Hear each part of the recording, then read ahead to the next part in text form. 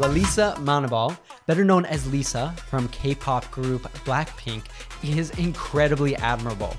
She was the first ever artist signed to a K-pop group by YG that is not ethnically Korean. And she totally deserved it. Not only is Lisa an incredible singer and dancer, but also a polyglot. And language learners like you and me can learn a lot from her. 리사는? 리사. 나 태국인이야. 태국인. 나 한국 온 지 6년쯤 됐어. 리사 그러면 몇 개 국어해? 3개. 뭐랑 뭐랑? 3개 국어. 사지 사. 어머. 영어. 태국어, 한국어, 영어, 일본어. So if you watch this lesson until the end, you will learn Lisa's 6 rules for speaking languages fluently and how you can apply them yourself. So let's jump right in to number 1. Number 1, connect to a clear, burning purpose. 저는 태국에서 태어났고 คุณป้าหนูเขาจะแบบบ้านเขาจะเป็นเหมือนแบบวงดนตรีอะค่ะทำวงดนตรีแล้วก็แบบจะชอบมีไมค์สแตนอะไรเงี้ยค่ะแล้วหนูก็ชอบแบบไปเอาไมค์สแตนแบบเอาลดลงมาให้มันแบบเล็กเข้าตัวหนูแล้วหนูก็แบบเต้นร้องเพลงคนเดียวอะไรเงี้ยค่ะแล้วก็แม่เขาก็เห็นว่าแบบหนูคงชอบเต้นก็เลยให้หนูไปเรียนเต้นคลาสแรกตอนอนุบาล3เบื้องหลังนะคะเบื้องหลังแล้วคือมันก็เริ่มตั้งแต่ตอนนั้นนะคะหลังจากนั้นก็ไปเดินประกวดสายเต้นแบบว่า dance competition stuff ตอนนี้เป็นไงเขาฝึกซ้อมมานานไหมคะกับท่าเต้นบีบอยหรือเปล่าคะมันเป็นการประกวดหนึ่งตอนนั้นหนูอายุ12หรือ13เนี่ยค่ะแล้วเหมือนแมวมองเขาแบบว่าเนี่ยน้องทำไมไม่แบบลองไปร้องเพลงอยากเป็นนักร้องไหมหรือรู้สึกว่าเราก็ชอบทั้งร้องเพลงแล้วก็ทั้งเต้นอะไรเงี้ยค่ะแล้วมันก็เป็นช่วงที่แบบว่ามีออดิชั่นของ YG พอดีที่ไทยก็เลยokay, I should try for sure. I wanted to start us off with a quote. So Napoleon Hill, who studied and spoke to the most successful people of his time, said, "There is one quality which one must possess to win, and that is definiteness of purpose, the knowledge of what one wants and a burning desire to possess it."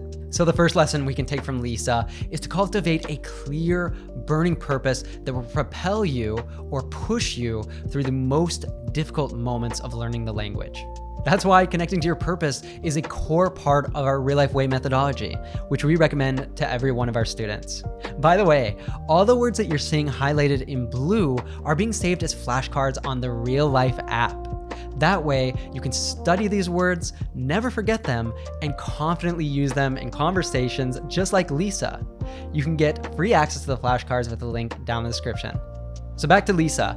At just 14 years old, YG gave her the opportunity of a lifetime. เหมือนเป็นลูกแบบคือติดแม่ค่ะคือเป็นคนติดแม่แล้วแบบพอไม่มีแม่มาอยู่ด้วยที่เกาหลีแล้วมันรู้สึกแบบเฮ้ยต่อไปนี้เราจะต้องทำอะไรด้วยตัวเองแหละ I was 14 such a kid like 그때는 막 한국말 한마디도 못하고 안녕하세요밖에 모르고 그래서 뭔가 되게 완전 새로운 시작이었어요. However, Lisa either had to learn Korean or be kicked out of K-pop school and never achieve her dream. And it wasn't easy. YG told all the girls at the academy no English with Lisa, only Korean, so she would learn faster. And Lisa has shared that the first years at YG, she lived in a basement dorm that was infested by cockroaches and rats, yuck. And she called her mom homesick every night, crying for hours. Now, given all this, it would have been easy for her to go back and study in Thailand. But her dream, her definiteness of purpose was so strong that it gave her a tremendous resilience. She refused to give up despite no guarantee of success. 5 years later, Lisa debuted with Blackpink and they were a global success. Since achieving that initial dream, learning languages has still been very connected to Lisa's purpose. For example, English, Japanese, Mandarin, and other languages have helped Lisa to connect with her fans. 可愛くておしゃれな方がたくさんいて少し緊張しちゃいましたけど今すごく楽しいです青春制作人们你们好我是 Lisa 这次我会加入青春有你第二季成为你们的导师 그런 멘트를 준비해놨어요 Ce soir c'est le feu à Paris Let's go It's also been my own experience that there's no better purpose than friendship. Amongst others, English was essential for Lisa to connect with Australian bandmate Rosé. We became like best friends. Like, but it took a while. Oh, yeah, I know. But it It's was like, as soon as it was like, click. yeah, and that's when it was like, oh God. As she says, they clicked, which means that they felt an instant connection or chemistry. So you can ask yourself, how can I make learning English do or die? In other words, connect to a purpose so strong that, just like Lisa, you will not give up when it is difficult. Number 2, immerse yourself in the language. When I first came to Korea, and my 선생님, she don't want me to keep speaking in English, so she's trying to, keep me speaking Korean. 처음부터 끝까지 수업 1시간 내내 계속 한국어 하는데 저는 한국어 아무것도 모르는데 계속 한국어로 저한테 얘기하니까 진짜 정말 힘들었어요. 약간. 근데 그렇게 했으니까 이렇게 한국어 빨리 늘었던 것 같아요. So we can't deny that Lisa had great opportunities, like Korean classes from YG and living in Seoul, and having a stepfather from Switzerland with whom she spoke English when she was younger. But even if you don't have these opportunities, we can still learn from Lisa's survival mindset. What does this mean? It means don't translate, stick to the target language. When you're used to always translating in your head, it leads to you speaking really slowly or freezing up in conversation because you have to first think in your native language and then you have to think, how would I say that in English? So as you can see, it just makes it not a very fluid process. You're never going to speak fluently that way. So you should get in the habit of not using translators, but using actual English dictionaries. Or even better nowadays is many AI tools. So usually for myself, for example, if I want to look up a word or an expression that I've seen in Portuguese, I have my very own chat where I will ask in Portuguese what exactly that word or expression means. And it's really great because I can give the context that I saw it in, and I'll make sure that I get the exact definition that I'm looking for. And it even gives me other examples. I can continue practicing with it. And a little bit later, we're going to talk about how you can surround yourself with the language, even if you're not living in a country where it's spoken. But let me give you some quick tips. So you could make your home, or maybe just a specific room in your home, your English speaking environment, meaning that anytime you're in that room, you try to only think in English and even speak to yourself or other people in English. And you can make English speaking friends. They don't need to even be natives. You can meet people online, or if you're in a big city, you can probably find English speakers there. You just have to do a little bit of research and be creative. Or even if you have other friends who also have a similar level to you in English or speak better than you, you can make some plan to practice together. Like say, every Wednesday, let's go have pizza, and during that time, we're only going to speak English to each other. And if you reflect a bit and you're a bit creative, you can come up with all sorts of ideas like this. But for now, let's move on to Lisa's next rule. Number 3, speak at every opportunity. Do you have any foundational advice for someone who's trying to pick up a new language? Like, how do you do it? I don't know, you just have to keep talking to people in that language. I think I feel more confidence in English more than 2 years ago. So one of the most impressive things about Lisa is that she speaks the language that she knows at every opportunity. As we saw earlier, when she first met Rosé, English was essential for them to connect. Rosé even mentions that Lisa started picking up her accent. She started getting an Australian accent. So she still has it sometimes. No, but she has it. Yeah. No, I don't even know. In fact, one of the most essential mindsets that I recommend you cultivate is curiosity. Those of us who speak multiple languages, I include myself because I've learned 6, tend to be motivated to connect with others because of curiosity. I'm sure that Lisa would agree with Mandela's quote. If you talk to a man in a language he understands, that goes to his head. If you talk to him in his own language, that goes to his heart. And English is this incredible tool that lets us connect with people from any country. So are you using your English as a tool for connection yet? How can you use your English as an excuse to cultivate more curiosity and get to know others? This also goes back to that clear, burning purpose. With every language I've learned, connecting with others has always been my biggest motivator. I want to improve my skills so that I can better understand and be understood by the people I care about. So if you want to use your English to connect with others, something I can recommend is our Global Speak on the Real Life app. All you have to do is press a button and you'll instantly be connected to another English speaker in another part of the world for a short conversation. And doing this, you're going to discover all sorts of different cultures. It's really a mind-blowing experience. It's like traveling without having to get on a plane.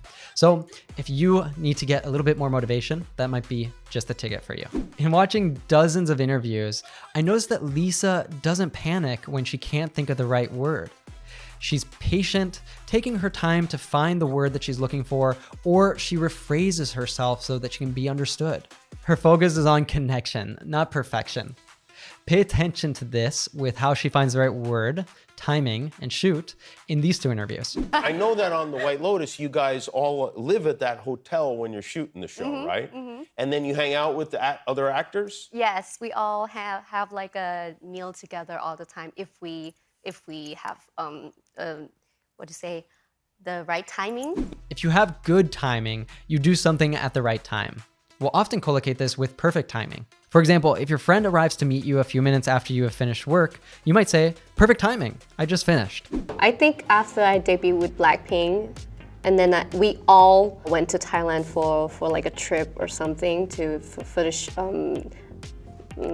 shoot or something. We had like a fan waiting for us at the airport. Oh, I was like, oh wow. A shoot here is short for photo shoot, which is a session where people have their photos taken. Since Lisa is active in fashion, she often participates in shoots.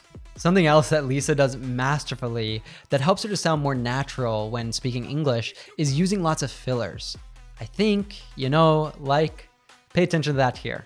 I just got into Pop Mart like early this year, and I learned about this from one of my close friends in Thailand.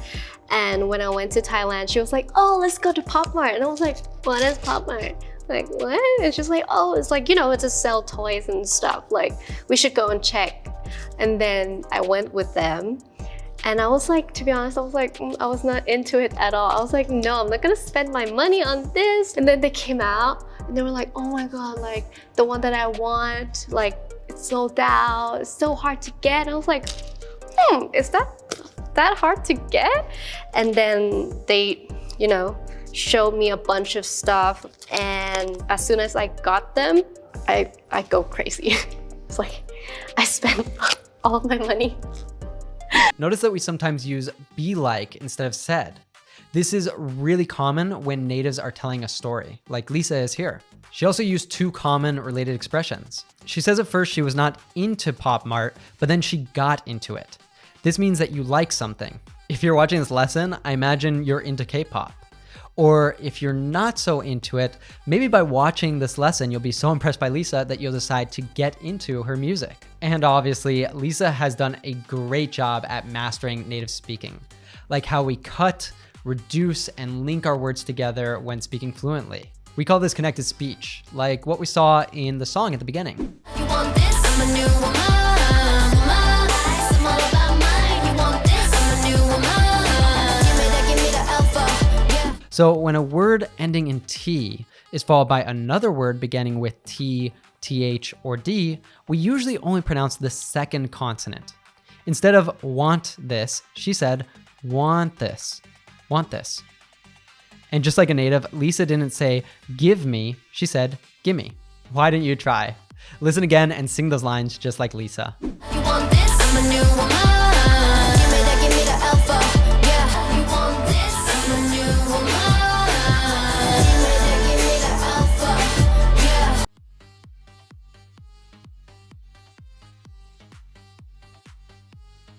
Moving on. Number 4, repurpose your English.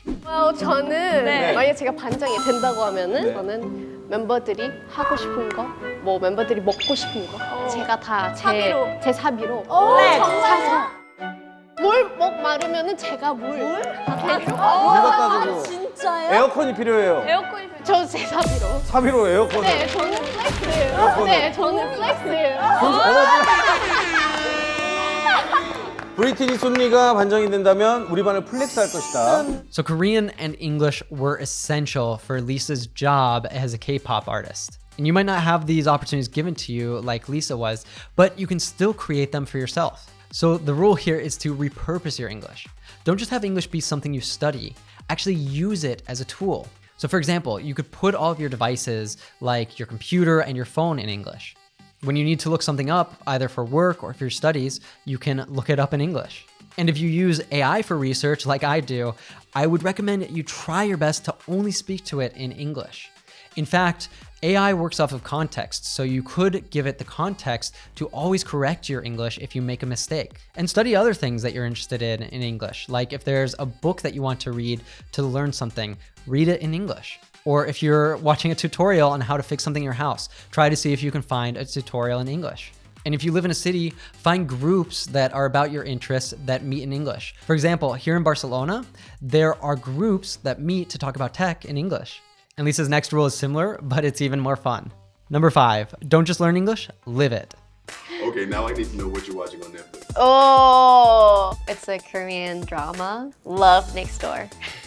So Lisa famously has watched American movies to learn English and K-dramas to learn Korean. And for myself, this has been really crucial as well. Like I've talked often about learning Catalan with Bola de Drac, which is Dragon Ball in English, of course. Bola de Drac, Zeta. And recently I've been exercising my Portuguese by watching novelas, for example, Beleza Fatal.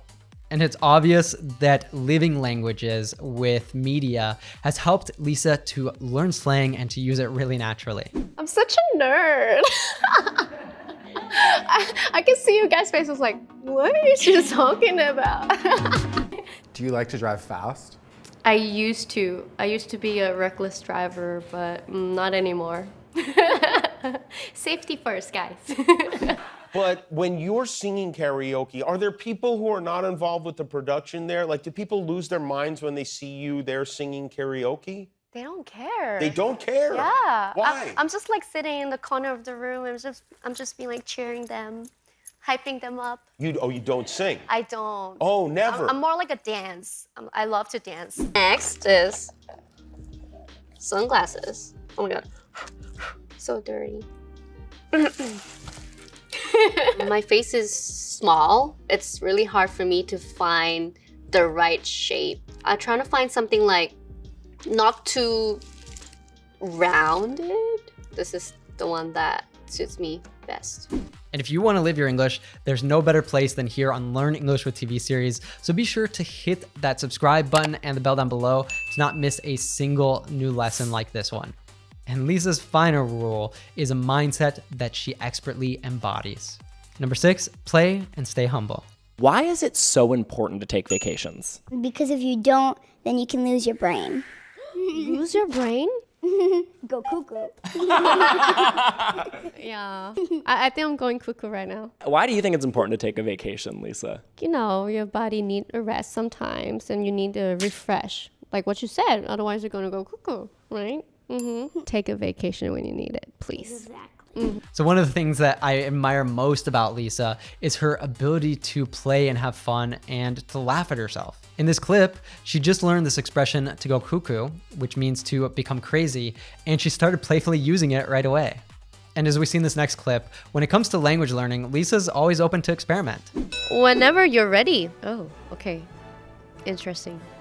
You look gorgeous. Thank you very much. You feel ready? I'm ready. Well, you said that with some determination. I'm ready. Okay, whenever you're ready. Okay, whenever you're ready. I'll use this.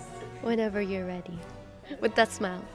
So another lesson we can take from Lisa is to approach every situation with playfulness and a willingness to try. Like how she learned some phrases in French and Tagalog to connect with her fans and promote her music. 불어 멘트를 준비해놨어요. Ce soir c'est le feu à Paris. Let's go. Kamusta, Blinks? Salamat. Salamat, Blinks. Sana or. Sana or. Lodi. Hey, this. Finally, making mistakes is a fundamental part of the journey. And Lisa shows us that we don't need to fear them. We can use our mistakes as markers on the path to fluency. Trust me, I watched a lot of interviews with her, and Lisa makes mistakes all the time, but she doesn't sweat them. She doesn't get stressed about them. I think we had like a hard time at first. Like Because we didn't know. We didn't know like the culture. Yeah, the culture. Yeah. Like the culture difference, Yeah. like so like Different. have a big gap. Yeah, big gap. Like you came from Australia, I Yeah. came from Thailand, so it's like Yeah. in Thailand too. they still have. They don't. They have like 존댓말 and like 언니, but 오빠. like they don't really like. It doesn't strict- matter. Yeah. So I was just like, oh, like you said, like we would just 뭐 한두 살이면은 just friends, you know. Yeah. 근데 이제 여기 한국에서는 조금 약간 언니 이렇게 동생이 조금 느낌이 다른. 그래서 좀 어려웠었어 처음에는. 그러니까 막 나도 어떻게 대해야 될지 모르고 또 한국 예의 실수하고. 실수 진짜 많이 했어. 나는 Because we 진짜. just don't know. Because we don't know. So let's recap Lisa's 6 rules for confident fluency in any language. Connect to a clear, burning purpose. Immerse yourself in the language. Speak at every opportunity. Repurpose your English. Don't just learn English, live it. And play and stay humble. And there's one final idea I wanted to share with you before we wrap up today's lesson. Be a global citizen. So the pinnacle or highest point of our real life way methodology is something that we like to call be beyond borders. This means that you're using your English not only as a communication tool, but as a vehicle to grow as a human being, make your unique impact, and connect authentically with the world. Without a doubt, Lisa is leveraging English and other languages to be beyond borders. So as you go about your journey to speak English confidently and fluently like Lisa, I want to invite you to embrace being beyond borders. The idea that no matter what divides us, race, gender, religion, politics, or sexual orientation, what unites us as human beings here on planet Earth is far greater. And this really is our mission here at Real Life English. So if you feel inspired by it, we really want the Real Life app to be a community for global citizens like you. So download it for free and be a part of this mission. Aw, yeah. I hope that you enjoyed today's lesson. I had a lot of fun making it and getting to know Lisa's story better. If you want more lessons like this, please let us know by liking this video, subscribing, and you can even comment below letting us know who else you would like me to analyze the English of or the English learning journey of. And remember that all of those advanced expressions that we covered in today's lesson are waiting for you as flashcards on the Real Life English app so that you can never forget them and be able to confidently use them the next time you speak English. And if you're sticking here on YouTube, here's another fun lesson with Lisa. I think for me, the big difference is language, because English is not my first language. So it's challenging for me to answer or doing interview in English. Yeah, but you know what's amazing about you is, you know, you speak English, you speak Thai, you speak Korean, you're conversational in Japanese, conversational in Chinese. I've heard you rattle off French before.